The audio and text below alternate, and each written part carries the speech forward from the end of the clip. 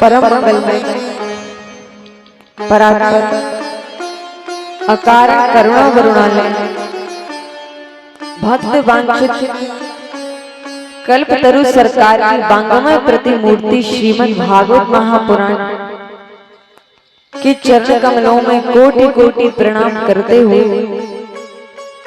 राधा कृष्ण के चरणों में कोटि कोटि प्रणाम, श्री सीताराम के चरणों में कोटि कोटि प्रणाम, राम जी के परम प्रिय दूत श्री बालाजी महाराज के चरणों में कोटि कोटि प्रणाम, जगत जननी जगदम्बा दुर्गा महारानी के चरणों में कोटि कोटि प्रणाम, भूत भावन भोलेनाथ के चरणों में कोटि कोटि प्रणाम, जगत गुरु गुरुदेव भगवान के चरणों में कोटि कोटि प्रणाम, ग्राम देवता स्थान देवता सभी को बारंबार प्रणाम करते हुए एवं सभी से आग्रह करते हुए कि किसी न किसी रूप में कथा पंडाल में पधार करके हम सभी के ऊपर अपना आशीर्वाद प्रदान करें। आइए मन वाणी को पवित्र करते हुए कुछ क्षण हरिनाम संकीर्तन। मुझे और जगत से क्या लेना, क्या लेना, राधा रानी के चरण प्यारे प्यारे, राधा के चरण प्यारे प्यारे,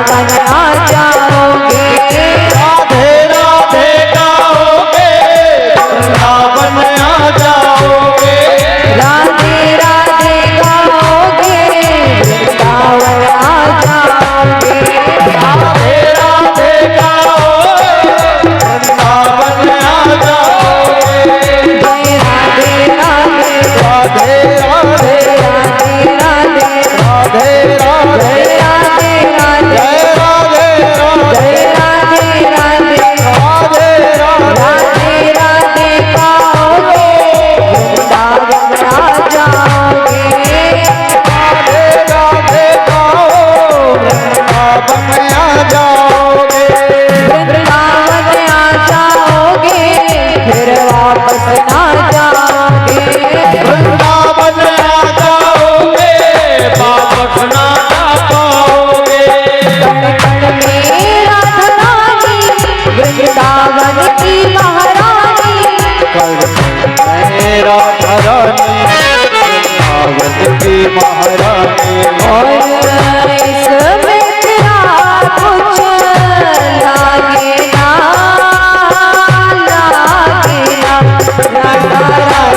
के चरण प्यारे प्यारे तेरी श्यामा के चरण प्यारे प्यारे, मेरी राधा के चरण प्यारे, मेरी श्यामा के चरण प्यारे प्यारे, और बहुत से तारी शब्द करते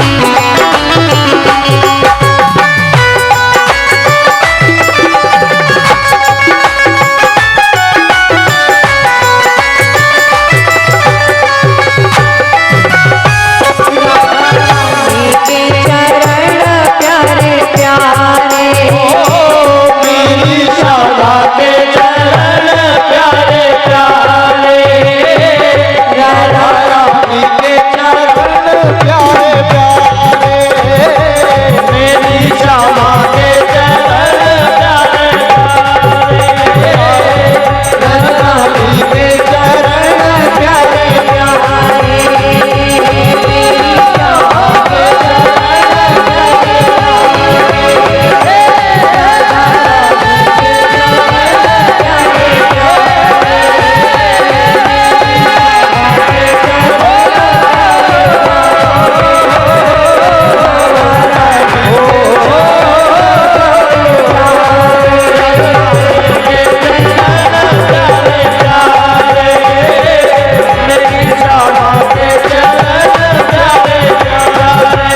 राधा रानी के चरण प्यारे प्यारे,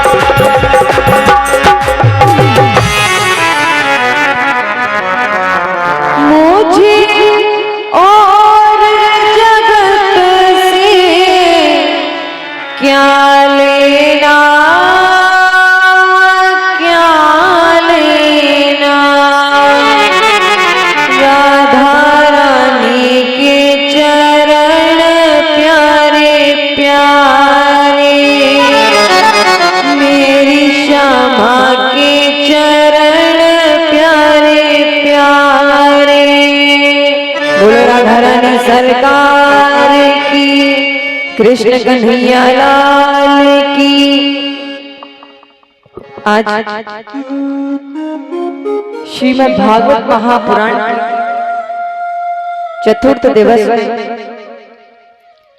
हम आप सभी प्रवेश कर रहे हैं ठाकुर जी की कृपा से, माता रानी के आशीर्वाद से हम सभी के बीच में भगवान की वांगमय प्रतिमूर्ति श्रीमद् भागवत महापुराण ज्ञान गंगा में प्रवेश कर रहे हैं। कल हमने सुना था कि किस प्रकार भोले बाबा अगस्त ऋषि के आश्रम पर कथा सुनने के लिए जाते। बोले बाबा कथा सुनने के लिए 2.5 अक्षरों का नाम लेकर गए। कथा को सुनकर के जब मन में हर्ष प्रारंभ हुआ तो 2.5 अक्षरों से नाम 3 अक्षरों का बढ़ गया। पूर्ण रूप से जब कथा को सुन करके हृदय में विराजमान किया तो 3 अक्षरों से नाम 4 अक्षरों का बढ़ गया। कथा को जब हम सुनते, कथा को जब हम श्रवण करते हैं तो हमें कथा से कुछ ना कुछ प्राप्त अवश्य होता है। जब अपना मन, अपना चित्त, अपना हृदय भगवान में लगा करके एक मन एक चित्त होकर के कथा को श्रवण करते हैं तो हमें कथा से कुछ ना कुछ अवश्य प्राप्त होता है। और जब माता सती कथा सुनने के लिए आई थी तो उनका नाम था संग सती जग जननी भवानी, जगत की माता, जगत की पारा।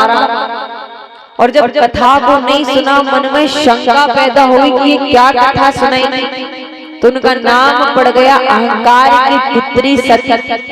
चले भवन संग दक्ष कुमारी, दक्षयानी अभिमान की पुत्री। तो कथा को जब हम सुनते हैं, कथा को जब हम श्रवण करते हैं तो हमें कथा से कुछ ना कुछ प्राप्त अवश्य होता है। अब यहाँ पर कहते हैं राजा उत्तानपाद को राजा बनाया जाता है, राज्य सिंहासन पर बैठाया जाता है। इनका विवाह सुनीति नामक कन्या के साथ में संपन्न होता है। एक बार राजा जब वन में गए तो वहां पर राजा की नजर एक स्त्री पर पड़ती है। सुरुचि नामक कन्या को देख करके राजा अत्यंत प्रेम करने लगे।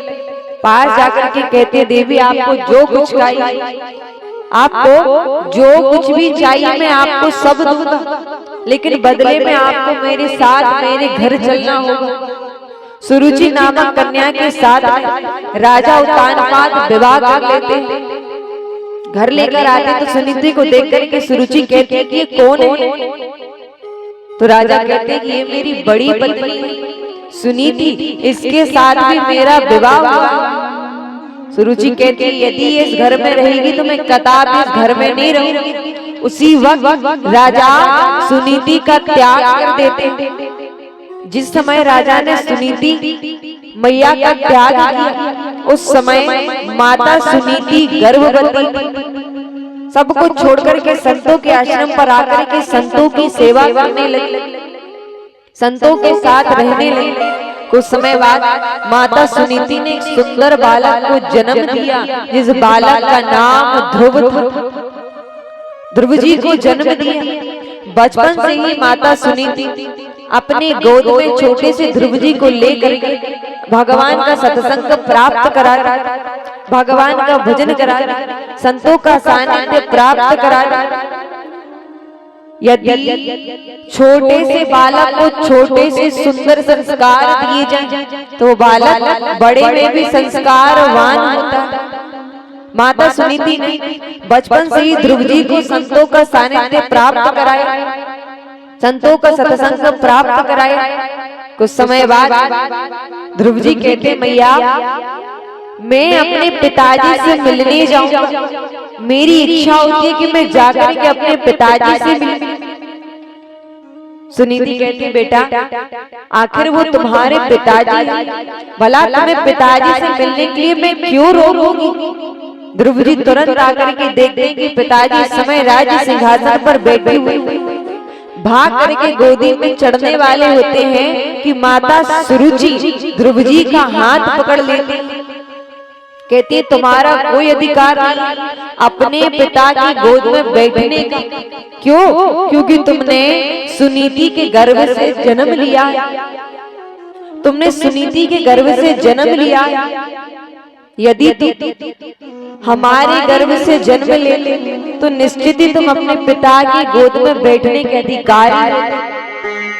और यदि तुम्हें अपने पिता का प्रेम स्नेह चाहिए तो तुम्हें जाकर के भगवान की तपस्या करनी होगी, भगवान को तपस्या करके उनसे वरदान मांगना कि मुझे माता सुरुचि के गर्भ से जन्म। भगवान कहते हैं कि माता सुरुचि ने अपने गर्भ को स्वर्ग समझ लिया।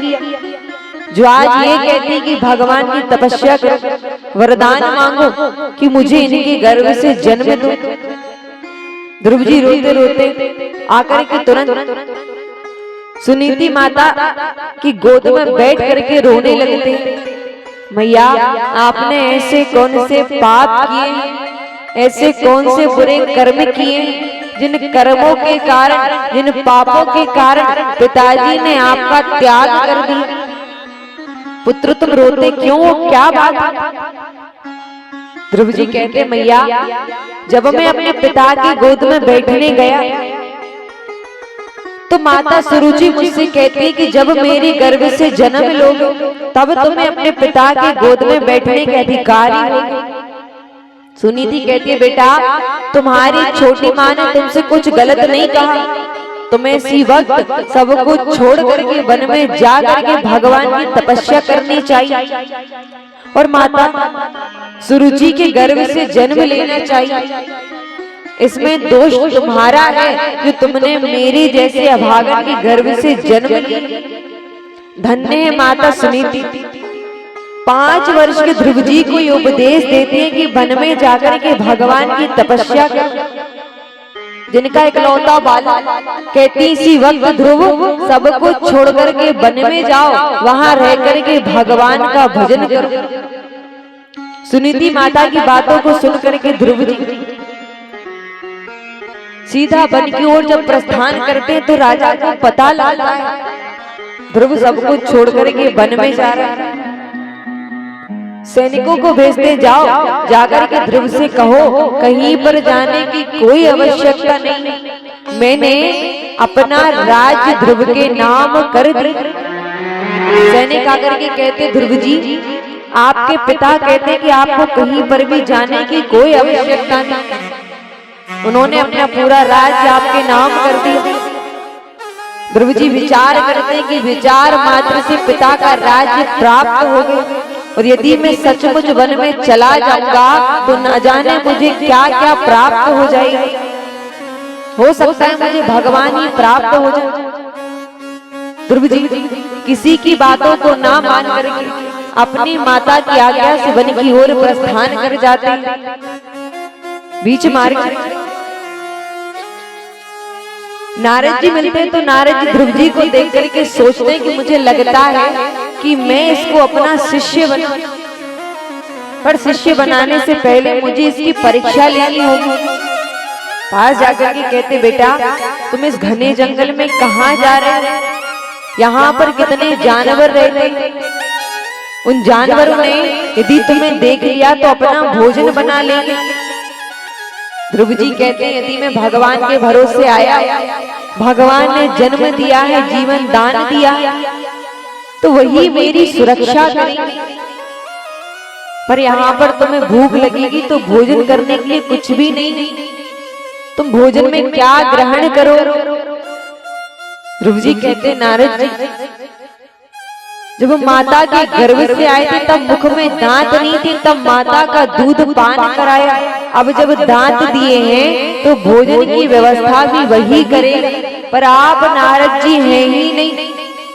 अरे यदि आप नारद होते तो इस प्रकार मुझे घर जाने का उपदेश नहीं देते। नारद जी की आंखों से अश्रु प्रवाह हो जाता। तुरंत ध्रुव जी को हृदय से लगा करके कहते, बेटा मैं तो तुम्हारी परीक्षा ले रहा था, मैं तुम्हें अपना शिष्य बनाना चाहता था, इसीलिए मैं तो तुम्हारी परीक्षा ले रहा था। उस परीक्षा में तुम पास हुए, अब तुम जाओ जाकर के वन में भगवान की तपस्या कर। नारद जी ध्रुव जी के कान में गुरु मंत्र देते।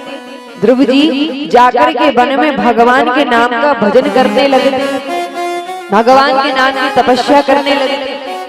पहले भजन करना प्रारंभ किया तो कुछ नहीं मिला, फल खाकर के ध्रुव जी ने भगवान का भजन किया। दूसरे दिन कुछ नहीं मिला तो जल पी करके भगवान का भजन किया। तीसरे दिन ध्रुव जी ने पत्ते खा करके भगवान का भजन किया। चौथे दिन जब कुछ नहीं मिला तो वायु पी करके भगवान का भजन किया। धीरे धीरे ध्रुव जी भगवान के भजन में इतना लीन हो गए, भगवान के भजन में इतना लीन हो गए कि अपनी श्वासों को रोकना प्रारंभ कर दी। जब श्वासों को रोकना प्रारंभ किया तो वायुमंडल शून्य होने लगा। देवताओं को जब श्वास लेने में तकलीफ हुई तो भगवान के पास भागे भागे गए, प्रभु मेरी रक्षा करो, श्वास लेने में तकलीफ होती है।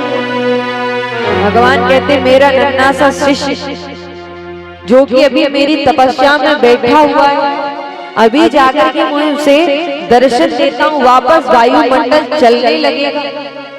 आकर के भगवान ध्रुव जी को दर्शन देते, बेटा अपनी नेत्र खोलो, तुम्हारी तपस्या पूर्ण हुई।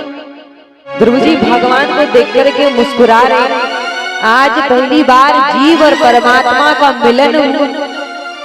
ध्रुव जी भगवान को देख करके मुस्कुरा रहे, भगवान ध्रुव जी को देख करके मुस्कुरा रहे। अब कहते हैं कि भगवान ध्रुव जी को देख करके इसलिए मुस्कुरा रहे हैं कि देखो तो जरा ये बाला, इसके पास में कितने समय से खड़ा हुआ हूं पर अभी तक इसने मुझसे कुछ मांगा नहीं। ध्रुव जी इसलिए मुस्कुरा रहे हैं कि जिसके पास मैं दुनिया की चीजों को मांगने आया था, काश मैंने आज भगवान को ही मांग लिया होता। भगवान कहते बेटा इस प्रकार तो मुझे देख करके मुस्कुराते हो, मांगो तुम्हें क्या चाहिए।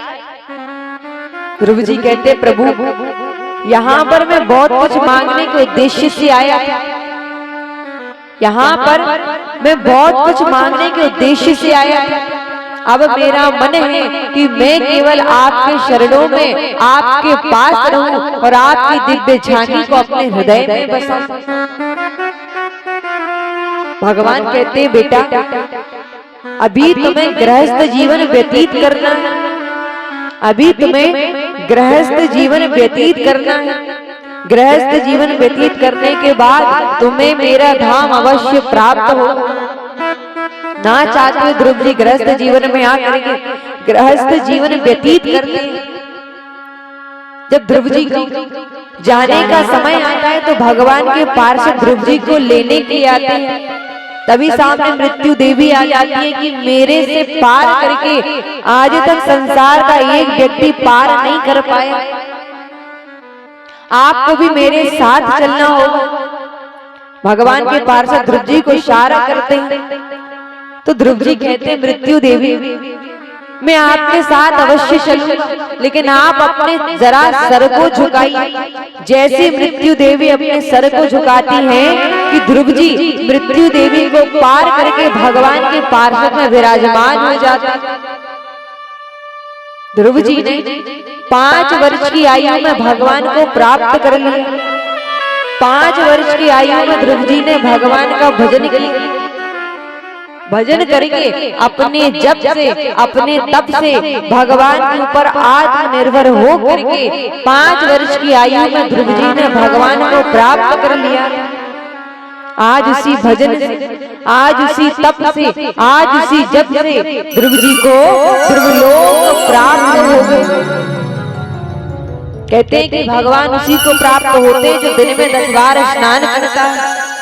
भगवान का भजन तो उसी व्यक्ति को करना चाहिए जिसका बुढ़ापा आ गया। भगवान का भजन करने के लिए तो आयु बुढ़ापे में होती है, पर इस जीवन का, इस जिंदगी का कोई भरोसा नहीं है कि कब समाप्त हो जाए।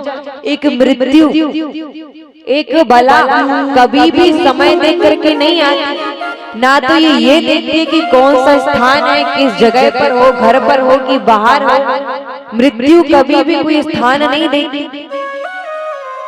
एक बुरा समय कभी समय देख करके नहीं आता कि हमारा कौन सा समय चल रहा है।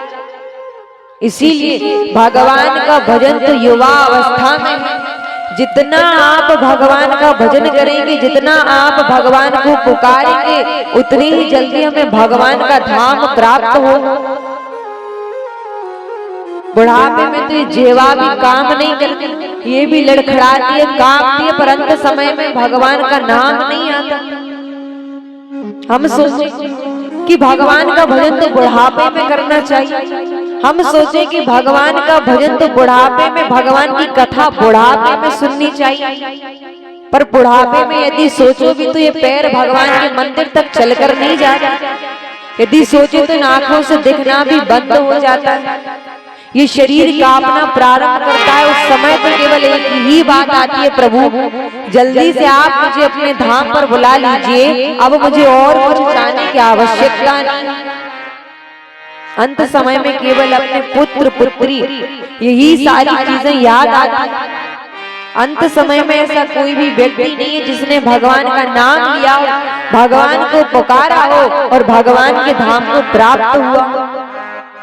इस कथा में आप भगवान का जितना नाम जपेंगे, कथा को जितना सुनेंगे, कथा को जितना श्रवण करेंगे, कथा को सुनकर के जो व्यक्ति अपने हृदय में विराजमान करता है उसको 84 लाख योनियों में जाने की कोई आवश्यकता नहीं पड़ती। जो भगवान की कथा को सुनता है, पर हमारे अंदर संसार का मोह है, हमारा परिवार, हमारे बच्चे, हमारी पत्नी, यही बातें हमारे मन में बैठी हुई, तो अंत समय में यदि हम सोचें कि हमारा परिवार हमारे साथ जाएगा, तो अंत समय में हमारा परिवार अपने साथ नहीं जाएगा। यहाँ पर केवल अपना कर्तव्य निभा रहे, यहाँ पर आकर के केवल अपना कर्तव्य निभा रहे। जिस समय इस जिंदगी का किराया पूरा होगा, हमें अपना कमरा खाली करके अपने घर अवश्य जाना। ये बात बिल्कुल सत्य है, पर कोई व्यक्ति मानना नहीं चाहता। इसीलिए मान मेरा कहना नहीं तो पछताएगा, मान मेरा कहना नहीं तो पछताएगा, ये मिट्टी का खिलौना मिट्टी में मिल जाएगा। मेरा कहना नहीं तो पछताएगा, मिट्टी का खिलौना मिट्टी में मिल जाएगा। मान मेरा कहना नहीं तो पछताएगा, मेरा कहना नहीं तो पछताएगा, ये मिट्टी का खिलौना मिट्टी में मिल जाएगा।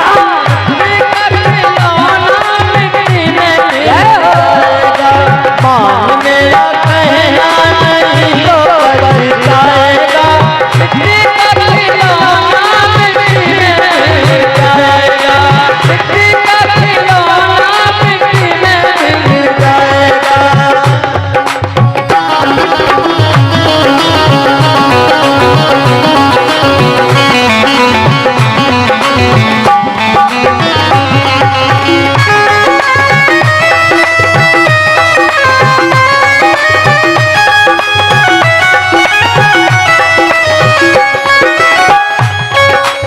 कहते हैं बुढ़ापे में जो हमने इतने बच्चे पैदा किए, हमारा साथ अवश्य देंगे। कोई साथ दे या ना दे, पर हमारा बेटा हमारा साथ अवश्य देगा। तो बेटे का भी कार्य क्या है, जरा सुनिए। बेटा बेटा क्या करता है, बेटा बेटा क्या करता है, ये बेटा बेटा क्या करता है, बेटा बेटा क्या करता है, बेटा तेरा एक दिन पड़ोसी बन जाएगा, बेटा तेरा एक दिन पड़ोसी बन जाएगा, मिट्टी का खिलौना मिट्टी में मिल जाएगा, मिट्टी का खिलौना मिट्टी में मिल जाएगा।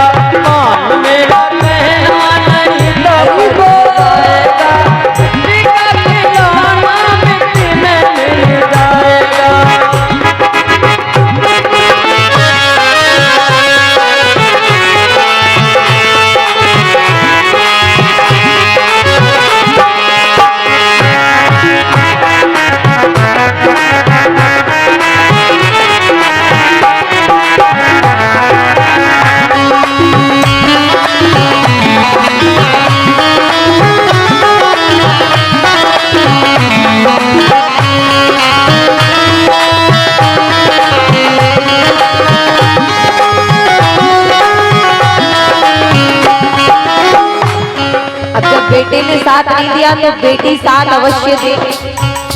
बेटी को पढ़ाया है लिखाया इतना बड़ा क्या है तो बेटी तो साथ अवश्य देगी। अच्छा देगी कि नहीं आप सभी जानते हैं। तो बेटी का भी कार्य क्या है जरा सुनिए। बेटी बेटी क्या करती है, बेटी बेटी क्या करती है, बेटी बेटी क्या करती है, बेटी बेटी क्या करती है। बेटी तेरी एक दिन जमाई ले जाएगा, जमाई ले जाएगा, ये बेटी का खिलौना मिट्टी में मिल जाएगा, का खिलौना मिट्टी में मिल जाएगा। मान मेरा कहना नहीं तो पछताएगा, मान मेरा कहना नहीं तो पछताएगा। ये मिट्टी का खिलौना मिट्टी में मिल जाएगा, मिट्टी का खिलौना मिल जाएगा।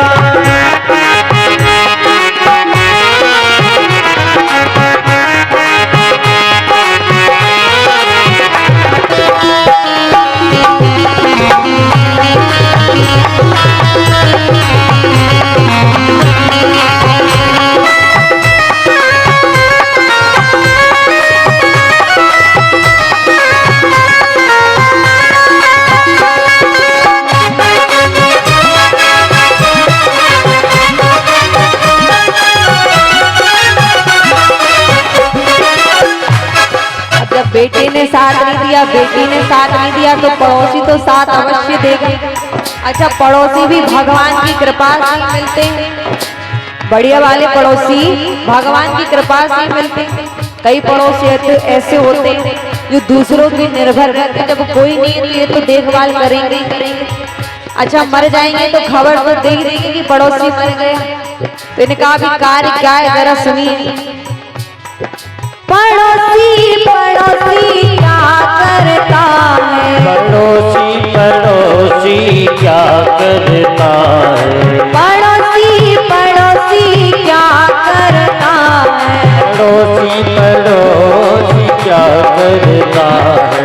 पड़ोसी को एक दिन जला के चलाएगा, पड़ोसी को एक दिन जला के चलाएगा, मिट्टी का खिलौना मिट्टी में मिल जाएगा, मिट्टी का खिलौना मिट्टी में मिल जाएगा।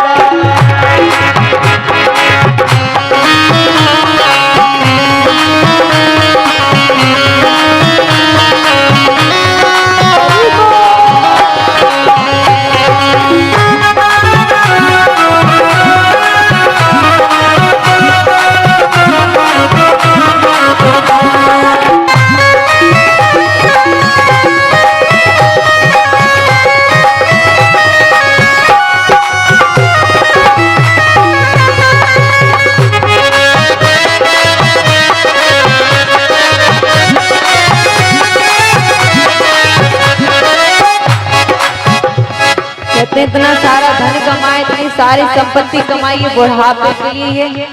अच्छा कहते हैं हम इतना धन कमाया किसलिए कमाया, बुढ़ापे के लिए तो कमाया। खूब सारा धन संपत्ति जोड़ करके रख लेते हैं कि सहारा अवश्य बनेगी। अच्छा जब कोई साथ नहीं देगा तो हम तो नौकर रख लेंगे, वो हमारी सेवा करेंगे। तो धन दौलत संपत्ति कब तक साथ देगी इनका भी सुनिए। धन दौलत तेरे कोठी बंगले, धन दौलत तेरे कोठी बंगले, धन दौलत तेरे कोठी बंगले, धन दौलत तेरे कोठी बंगले, इनसे ममता तोड़ दे पगले, इनसे ममता तोड़ दे पगले। सब कुछ तेरा यहीं पे रह जाएगा, सब कुछ तेरा यहीं पे रह जाएगा, मिट्टी का खिलौना मिट्टी में मिल जाएगा, मिट्टी का खिलौना मिट्टी में मिल जाएगा।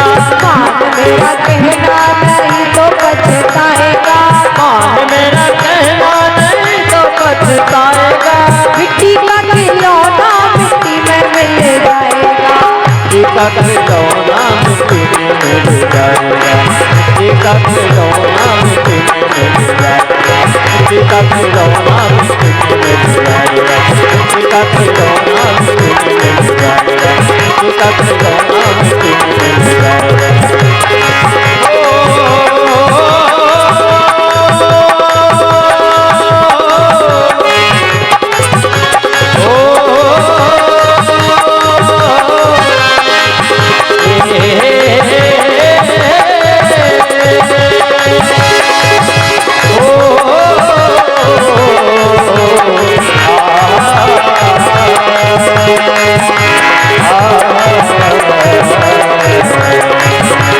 मान मेरा कहना नहीं पछताएगा, मिट्टी का खिलौना मिट्टी में मिल जाएगा, मिट्टी का खिलौना मिट्टी में मिल जाएगा, मिट्टी का खिलौना मिट्टी में मिल जाएगा, मिट्टी का खिलौना मिट्टी में मिल जाएगा। मनुष्य जन्म तूने पाया रे बंदे, कर्म तू करना जग में गंदे, जैसा बीज बोया तू वैसा फल पाएगा, ये मिट्टी का खिलौना मिट्टी में मिल जाएगा। मान मेरा कहना नहीं तो पछताएगा, ये मिट्टी का खिलौना मिट्टी में मिल जाएगा। इस प्रकार यदि हमें भगवान का भजन करना है, भगवान का कीर्तन करना है, तो परिवार संसार हर किसी से मोह त्याग करके अपना मन केवल प्रभु के चरणों में लगाना चाहिए। हर किसी से मोह की पट्टी खोल कर मोह छोड़ करके संसार का परिवार का अपना मन केवल प्रभु के चिंतन में लगाना चाहिए। क्यों? क्योंकि एकमात्र यही साधन है भगवान के धाम को प्राप्त करने के लिए। अब यहाँ पर ध्रुव जी के वंश में राजा अंग हुए, राजा अंग के राजा वेन हुए। राजा वेन बड़े ही पाखंडी राजा थे। मंदिरों में से भगवान की प्रतिमा हटा करके अपनी मूर्तियां स्थापित कर दी। कहते हैं कि मेरा मानना है कि शास्त्रों में लिखा है कि एक राजा में 6 देवता निवास करते हैं। इसी प्रकार मैं राजा हूँ, यदि पूजा करनी है तो मेरी करूं। सारी प्रजा जब परेशान हो जाती है तो देवताओं के पास जाकर के शिकायत करती है। देवता भगवान के पास जाकर के भगवान से प्रार्थना करते हैं। भगवान आकर के राजा वेन के साथ में युद्ध करते हैं तो राजा वेन उस युद्ध में मारे जाते हैं। अब यहाँ पर प्रजा का राजा कौन बने, प्रजा का ध्यान कौन रखे? तब एक पात्र लाते हैं, उस पात्र में राजा की राख को डाला जाता है। मंथन प्रारंभ करते हैं तो उस राख में से कौआ निकलता है। प्रजा पूछती है कि क्या है? तो देवता कहते हैं कि राजा के पाप हैं जो कौआ बनकर के उड़ चुके। वापस मंथन प्रारंभ करते हैं तो साक्षात पृथु भगवान प्रकट होते। बोलो पृथु भगवान की। इन्हीं से पृथु भगवान से हमारी पृथ्वी का नाम पृथ्वी पड़ा। इन्हीं के वंश में राजा भरत हुए। राजा भरत जंगल में बैठ करके नित्य प्रति भगवान का भजन करते थे, भगवान का कीर्तन करते थे, भगवान का सुमिरन करते थे। 24 घंटे वन में बैठ करके केवल प्रभु के नाम की माला करते थे। एक दिन जब उस जंगल में जोर से सिंह की गर्जना हुई, शेर की जोर से गर्जना हुई, तो सभी जानवर वहां से भागने लगे। वहीं पर एक मृग मादा थी जो कि गर्भवती थी। नदी में छलांग लगाई तो वहीं पर उनका गर्भपात होता। उस मृग के बालक को नदी में छोड़ करके वो मृग मादा वहां से भाग जाती। ये सारा दृश्य भरत जी अपने नेत्रों से देख रहे थे। सोचते यदि मैंने इसे नहीं बचाया तो ये मर जाएगा। जाकर के उस मृग के बालक को बचा ले। अब इसको मैं अकेला कहां पर छोड़ूं? अब मैं इसको अकेला कहाँ पर छोड़ूं? तो अपने साथ उस मृग के बालक को अपनी कुटिया में ले आए। धीरे धीरे करते करते भरत जी को उस मृग के बालक से इतना मोह हो गया कि भगवान का भजन करना कम कर दी। जो भगवान के नाम की माला 24 घंटे करते थे, वो माला अब भरत जी के हाथों से छूट गई। क्यों? क्योंकि भरत जी को मोह एक मृग के बालक से हो गया। इतना प्रेम करने लगे कि उसके बिना भरत जी एक क्षण भी रह नहीं पाते। इतना प्रेम करने लगे कि भरत जी उस मृग के बालक के बिना एक क्षण भी रह नहीं पाते। भगवान के नाम का भजन छूट गया, भगवान के नाम का कीर्तन छूट गया। अब 24 घंटे उस मृग के बालक का स्मरण करते। जो भोजन स्वयं करते वही भोजन उस मृग के बालक को कराते। 24 घंटे चिंतन उस मृग के बालक का है। एक दिन जब भरत जी को बुखार आया, जब भरत जी को ज्वर आया, तो वो मृग का बालक हिरणों के झुंड में शामिल होकर के वहां से चला गया। भरत जी ढूंढते ढूंढते परेशान हो गए कि उसका ध्यान कौन रखेगा। अब उसका ध्यान कौन रखेगा, उसे भोजन कौन कराएगा, अब वो किसके सहारे रहेगा। उसी का चिंतन करते करते भरत जी की मृत्यु हो जाती। तो भरत जी का अगला जन्म मृग के बालक के रूप में ही होता है। हिरण की योनि प्राप्त होती है। क्यों? क्योंकि अंत समय में, मरते समय में भरत जी के नेत्रों के सामने एक मृग के बालक का चिंतन था। अंत समय में जिसकी झांकी याद करोगे, अंत समय में जिसको याद करोगे, तो 84 लाख योनियों में भटकना अवश्य पड़ेगा। जिस प्रकार भरत जी ने मरते समय एक मृग के बालक का चिंतन किया, तो उनका अगला जन्म मृग के रूप में ही हुआ, मृग के बालक के रूप में ही हुआ। भरत जी ने भगवान का इतना भजन किया था, भगवान का इतना चिंतन किया था, तो उस चिंतन के कारण, उस भजन के कारण भरत जी को अपने पूर्व जन्म की सारी बातें याद। यहाँ पर वो हिरणे गीली घास खाए तो भरत जी सूखी घास खाते। एक दिन उस जंगल में आग लग गई तो सभी जानवर वहां से भाग गए, लेकिन भरत जी ने उसी जंगल में अपने प्राणों को त्याग दिया। भरत जी का तीसरा जन्म एक ब्राह्मण के यहाँ पर हुआ। भरत जी का तीसरा जन्म एक ब्राह्मण के यहाँ पर हुआ। भरत जी ने इतने पुण्य किए थे, भरत जी ने इतने पुण्य किए थे कि भरत जी को अपने दोनों जन्मों की सारी बातें याद। संकल्प लिया कि इस जन्म में मैं केवल अपना शरीर प्रभु को ही समर्पित करूंगा, ये जीवन मैं प्रभु को ही समर्पित करूंगा। एक दिन भरत जी के पिताजी सोचते कि मुझे लगता है कि मेरा छोटा बालक बड़ा ही ज्ञानी है, राज्य इसी को सौंपा जाए, लेकिन राज्य सौंपने से पहले मुझे इसकी परीक्षा लेनी होगी। आकर भरत जी को एक गायत्री मंत्र देते, बेटा 1 घंटे के अंदर तुम ये गायत्री मंत्र मुझे सुना कर दो। भरत जी समझ जाते हैं कि मुझे लगता है कि मेरे पिताजी मुझे राज्य सौंपना चाहते हैं, और यदि राज्य सौंप दिया तो ये जन्म में मैं व्यर्थ गवा दूंगा, इस जन्म में भी मैं प्रभु का चिंतन नहीं कर पाऊंगा। 1 घंटे बाद भरत जी के पिता आकर के पूछते हैं, बताओ बेटा तुम्हें जो मंत्र दिया था क्या तुमने उसको याद किया? भरत जी कहते हैं, पिताजी वो मंत्र मुझे अभी तक याद नहीं, मैंने आज तुम्हें पूरा समय दिया, पर ये मंत्र तुम मुझे याद करके सुनो।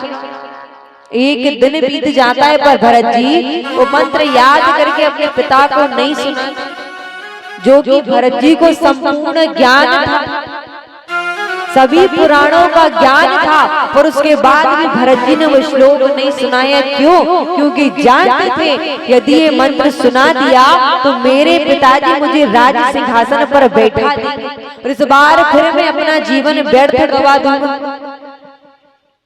भरत जी के पिता आकर के कहते, भरत जी बताओ बेटा तुमने उस मंत्र को याद किया? भरत जी कहते, पिताजी मुझे तो उसका एक अक्षर भी याद नहीं, 2 दिन बीत जाते पर मंत्र नहीं सुना पाता।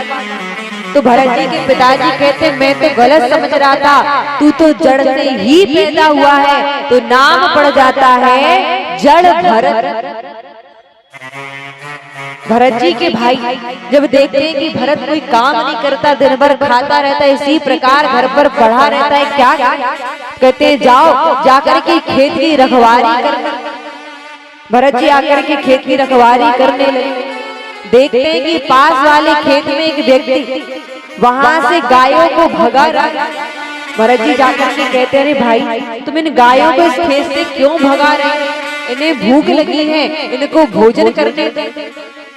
वो व्यक्ति कहता है तुम इतनी चिंता है तो अपने घर ले जाओ, अपने खेत में ले जाओ, जितना चाहे उतना खिलाओ। भरत जी सारी गायों को लेकर के अपने खेत में ले आते, प्रेम से कहते हैं राम की गैया राम के खेत, खाओ गैया भर भर पेट। भरत जी के भाई आकर के देखते तो कितनी सारी गाय खेत के अंदर, ये तुमने क्या किया, पूरे खेत को नष्ट कर दिया। भरत जी कहते हैं भैया ये सारी गाय भूखी थी, मैंने सोचा मैं इनको थोड़ा भोजन करा, तो किसी कार्य का नहीं है। भरत जी के भाई भरत जी को घर से निकाल देते। भरत जी जाकर के वृक्ष के नीचे बैठ जाते, प्रभु का चिंतन कर रहे हैं। कुछ डाकू आकर के भरत जी को वहां से ले जाते, बलि चढ़ाते हैं, तो वहां पर भद्रकाली मैया प्रकट होकर के भरत जी के प्राणों की रक्षा करती। बोलो भद्रकाली मैया की। भद्रकाली मैया भरत जी के प्राणों की रक्षा करती। एक वृक्ष के नीचे बैठे हुए प्रभु का चिंतन कर रहे हैं। भरत जी को घर से बेघर कर दिया, पर उसके बाद भी भरत जी के मन में कहीं पर भी कोई चिंता नहीं।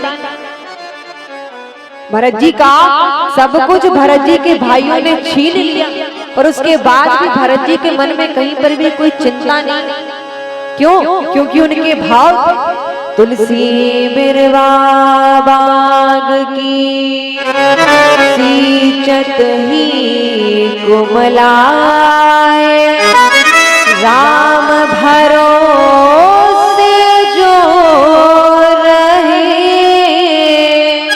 पर्वत पर हरियाए। भरत जी ने अपना संपूर्ण जीवन प्रभु के नाम कर दिया।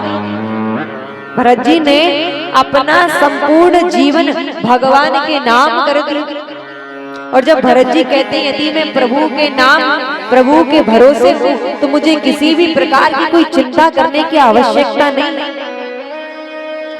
चाह गई चिंता नशी मनवा पे परवा, जिनको कछु न चाहिए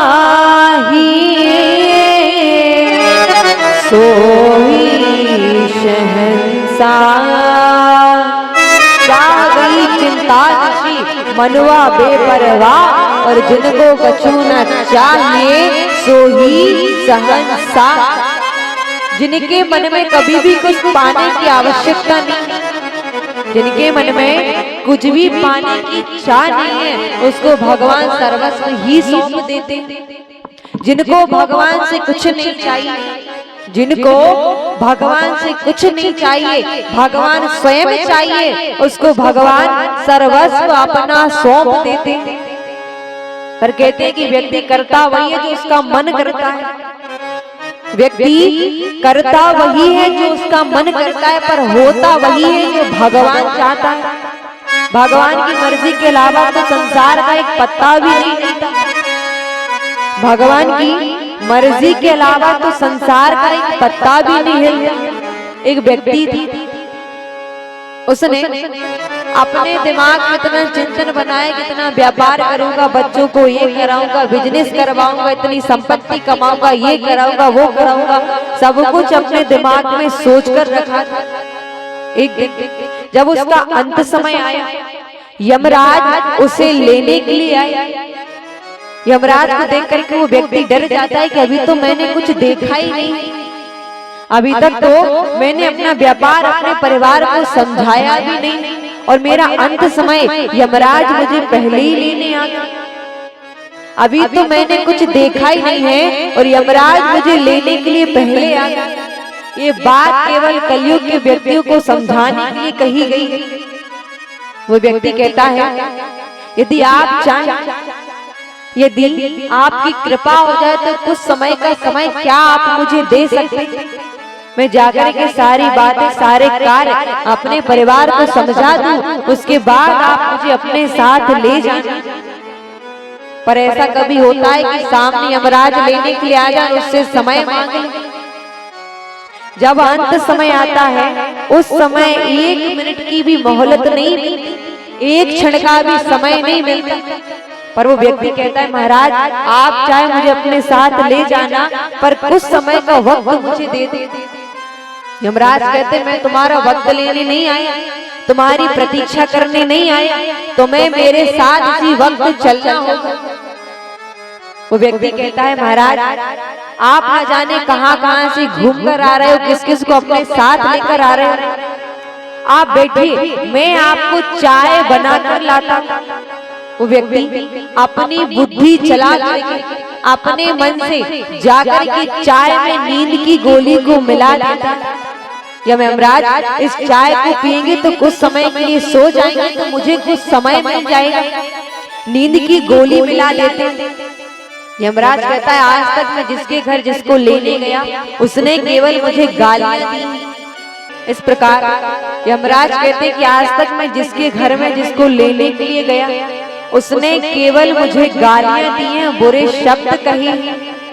आज तो मेरे लिए चाय बनाकर ला। यमराज को वो व्यक्ति चाय पिलाता है। चाय पीकर के यमराज कुछ समय के लिए सो जाते हैं। कुछ समय बाद जब यमराज की नींद खुलती है तो कहते हैं कि आज मैं तुमसे प्रसन्न हूं, आज मैं तुमसे प्रसन्न हूं। पर वो व्यक्ति जब यमराज सोते तो जाकर के लिस्ट में से अपना ऊपर से नाम काट करके सबसे नीचे अपना नाम लिख देते। ऊपर से नाम काट करके सबसे नीचे अपना नाम लिख देते।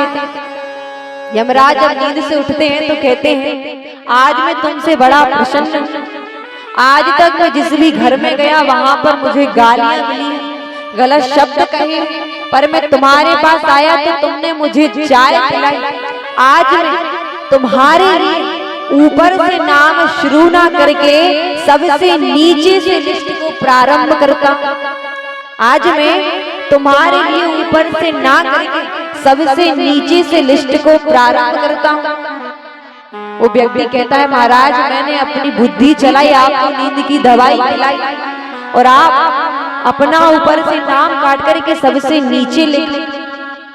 समझ जाता है कि काश मैंने अपनी बुद्धि का प्रयोग ना किया होता। भगवान के पास जाता है तो भगवान कहते, देख तूने किया वही जो तू चाहता था, पर हुआ वही जो मैं चाहता हूँ। इसीलिए तू कर वही जो मैं चाहता हूँ, होगा वही जो तू चाहता है। कर वही जो मैं चाहता हूँ, होगा वही जो तू चाहता है। संसार के व्यक्ति केवल अपनी बुद्धि को चलाते, अपनी बुद्धि का प्रयोग करते हैं। यदि मैं ये करूंगा तो ऐसा होगा, मेरा मन करेगा तो ये होगा, मेरा मन करेगा तो वो होगा, पर होता वही है जो साक्षात प्रभु जाने। आज ये जो कथा यहाँ पर बैठ कर के हम सभी श्रवण कर रहे हैं, कथा को सुन रहे हैं, तो ये भी भगवान की इच्छा थी, ये भी भगवान की मर्जी थी जो हमारे बीच में साक्षात ठाकुर जी की ज्ञान गंगा प्रवाहित हुई। यदि जिसके भाग्य में ये कथा नहीं होती, जिसके भाग्य में ये कथा नहीं होती, तो कथा में आकर के भी कथा को श्रवण नहीं कर पाता। जिसके पुण्य उदय नहीं होते तो कथा में आकर के कथा को सुनता तो है, पर वो कथा को अपने हृदय में विराजमान नहीं कर पाता। क्यों? क्योंकि उसके ऊपर अभी भी भगवत चर्चा का कोई असर नहीं हुआ है, अभी उसके ऊपर भगवान की कोई कृपा नहीं हुई। भरत जी के मन में संतुष्टि थी, मुझे कुछ नहीं चाहिए, नित्य प्रति केवल प्रभु के नाम का भजन करते थे। सोचते थे मैंने 2 जन्म मैंने व्यर्थ गवा दिया, इस जन्म में मैं केवल प्रभु का चिंतन करूंगा, इस जन्म में मैं केवल प्रभु का कीर्तन करूंगा। वृक्ष के नीचे बैठ करके राम नाम का कीर्तन कर रहे हैं। सामने से एक रहुगण नामक राजा की पालकी आई। उसी में से एक सैनिक को ज्वर आ रहा है। पालकी कौन उठाए? तो कहते हैं प्रजा में यदि कोई भी व्यक्ति मिल जाए, जाओ जाकर के कहो कि मेरी पालकी को उठाए, क्योंकि राज्य में सभी मेरे सैनिक हैं। भरत जी को पालकी उठाने के लिए कहा जाता है। भरत जी पालकी को उठा करके चल रहे। जमीन पर यदि कोई जीव जंतु, कोई कीड़ा मकोड़ा आ जाए तो भरत जी छलांग लगाते। राजा को जब चोट लगी, तकलीफ हुई, तो राजा कहते इससे कहो क्या इसको मेरे दंड से डर नहीं लगता? इसको मेरी सजा से कोई डर नहीं लगता? इससे कहो कि पालकी को अच्छे से उठाए। पर वापस कोई कीड़ा मकोड़ा कुछ भी आ जाए तो भरत जी वापस छलांग लगाते। राजा को गुस्सा आया तो पालकी के नीचे आकर के कहते क्या तुम्हें मुझसे डर नहीं लगता? यदि मैं चाहूं तो तुम्हें इसी वक्त मृत्यु दंड से सकता हूं। भरत जी कहते हैं राजा, मैं आपसे एक बात कहना चाहता हूं। आप मुझे मार भी नहीं सकते, आप मुझे बचा भी नहीं सकते, क्योंकि ना मारना ना बचाना ये आपके ऊपर निर्भर नहीं करता। आप केवल इस पृथ्वी के राजा हैं, आप केवल इस प्रजा की राजा हैं, पर आपसे बड़ा राजा जो कि है, जो कि मृत्यु दंड भी देता है, सजा भी देता है, अपना धाम प्राप्त भी करवाता है, वो केवल परमात्मा ही है। आज यहाँ पर बैठ कर के आप मुझे मृत्यु दंड दोगे, आज यहाँ पर रह कर के आप मुझे सजा दो। ऊपर बैठा भगवान आपको भी देख रहा है। आप ये भ्रम छोड़ दीजिए कि आप यहाँ के राजा हैं। आप ये भ्रम छोड़ दीजिए कि प्रजा आपकी। आप ये भ्रम छोड़ दीजिए कि ये शरीर आपका है। यहाँ तक कि आपके शरीर में लगा हुआ एक बाल भी आपका नहीं है। भरत जी राजा को ज्ञान उपदेश देते, कहते हैं आपके जीवन में चाहे सुख हो चाहे दुख हो, वो केवल हमारे लिए परमात्मा ही देता है। हमारे जीवन में जितने दुख आते हैं, जितने कष्ट आते हैं, सुख आते हैं, संपत्ति आती है, धन जो कुछ भी है वो केवल हमें परमात्मा ही प्राप्त कराता है। जब भगवान हमें सुख दुख हर चीज प्राप्त कराता है तो हमें भी भगवान से कहना है तेरे फूलों से भी प्यार, तेरे कांटों से भी प्यार, तू जो भी देना चाहे दे दे मेरे सरकार। तेरे फूलों से भी प्यार, तेरे कांटों से भी प्यार, तेरे फूलों से भी प्यार, तेरे कांटों से भी प्यार, तेरे फूलों से भी प्यार, तेरे कांटों से भी प्यार, तू जो भी देना चाहे दे दे तेरी सरकार। तेरे फूलों से भी प्यार, तेरे कांटों से भी प्यार,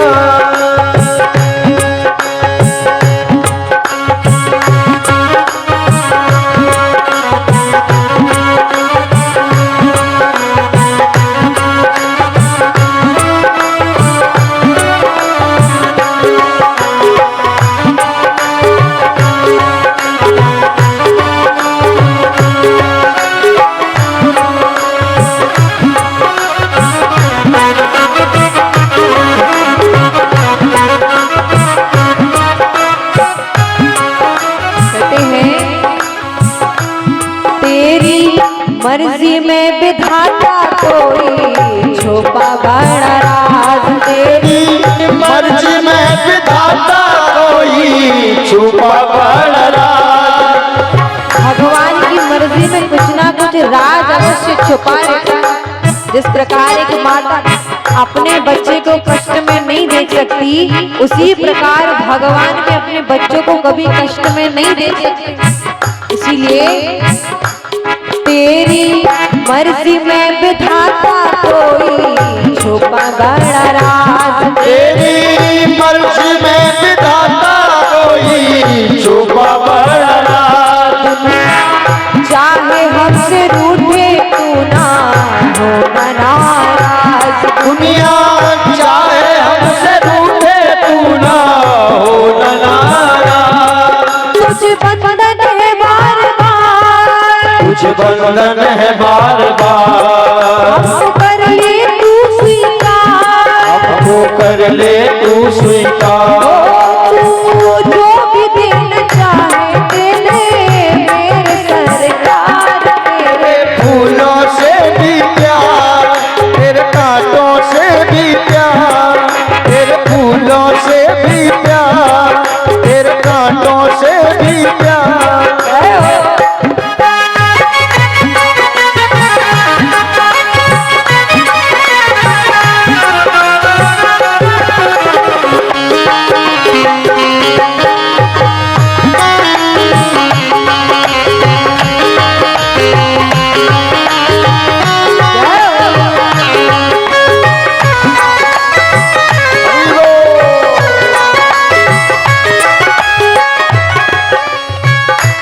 हमको दोनों है पसंद तेरी रूप और छावा। हमको दोनों है पसंद तेरी धूप और छाँव। हमको दोनों है पसंद तेरी रूप और छावा। हमको दोनों है पसंद तेरी धूप और छाँव। दादा किसी भी दिशा में ले चल जिंदगी की नाव। दादा किसी भी दिशा में ले चल जिंदगी की नाव।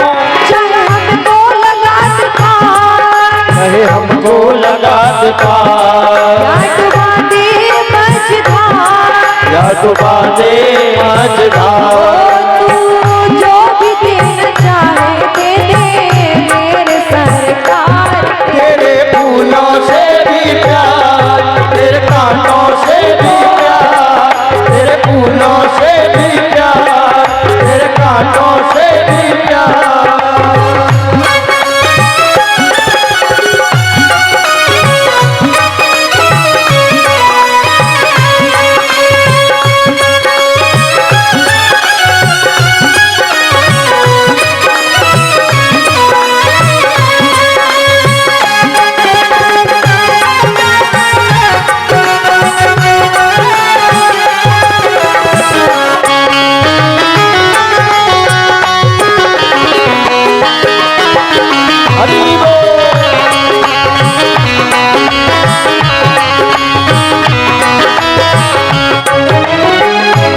चाहे सुख दे या दुख, चाहे खुशी दे या गम।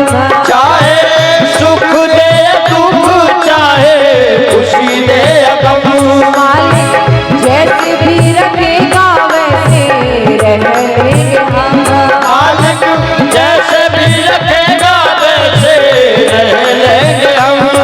चाहे हंसी भरा संसार, चाहे हंसी भरा संसार, चाहे आंसुओं की धार। चाहे आंसुओं की धार। तू जो भी देना चाहे दे दे मेरे सरकार। तेरे फूलों से भी प्यार, तेरे कांटों से भी प्यार, तेरे फूलों से भी प्यार, तेरे कांटों से भी प्यार, तेरे फूलों से भी प्यार, तेरे कांटों से भी प्यार, तेरे भगवान फूलों के कांटों से भी फूलों से भी और भगवान की मर्जी में किस किस की मर्जी, जरा हाथ उठाइए। अच्छा आप लोग अपने मन से बता दीजिए ना, हम पूछें ही क्यों। अच्छा आप लोग हाथ उठा लोगे ना, पता चल जाएगा कि आपकी मर्जी है। और जब आप नहीं उठाते तो हमें लगता है किसी की मर्जी नहीं है। तेरे फूलों से भी प्यार, तेरे कांटों से भी प्यार। भी प्यार, तेरे कांटों से भी प्यार, तेरे फूलों से भी प्यार, तेरे कांटों से भी प्यार। फूलों से भी प्यार, तेरे फूलों से भी प्यार।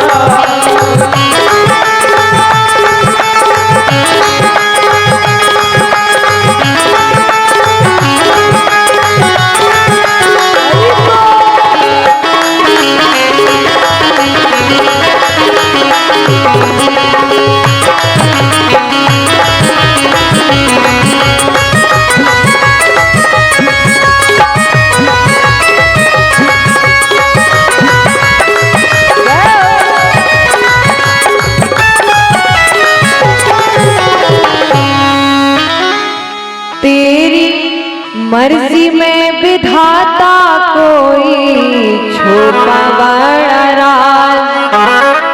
दुनिया चाहे हमसे रूठे तू ना होना नाराज। तुझे बंधन है बार बार, हमको कर ले तू स्वीकार। तू जो भी देना चाहे दे दे मेरे सरकार। तेरे फूलों से भी प्यार, तेरे कांटों से भी प्यार। बोलो कृष्ण कन्हैया लाल की जय। राम राजा सरकार।